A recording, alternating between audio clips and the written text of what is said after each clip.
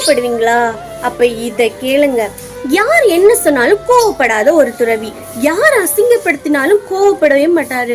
என்னடா இந்த மனுஷன் இப்படி எல்லாம் கோவப்படாம இருக்காரே அப்படின்னு சொல்லிட்டு அந்த ரகசியத்தை தெரிஞ்சுக்கிட்டே ஆகணும் அப்படிங்கிறது ஒரு சீசனோட ரொம்ப நாள் ஆர்வம்.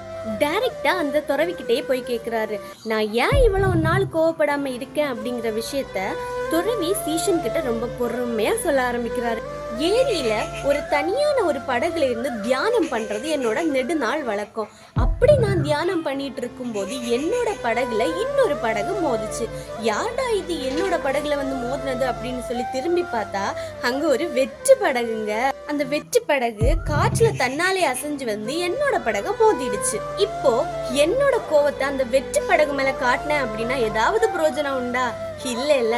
அப்படிதாங்க, என்ன யாராவது கோவப்படுத்தினாங்க அப்படின்னா அந்த நிகழ்வு தான் எனக்கு ஞாபகம் வரும். சோ இது வெறும் வெற்று படகு தானே அப்படின்னு சொல்லிட்டு நான் அமைதியாகிடுவேன் அப்படின்னு அந்த துறவி சொல்றாரு.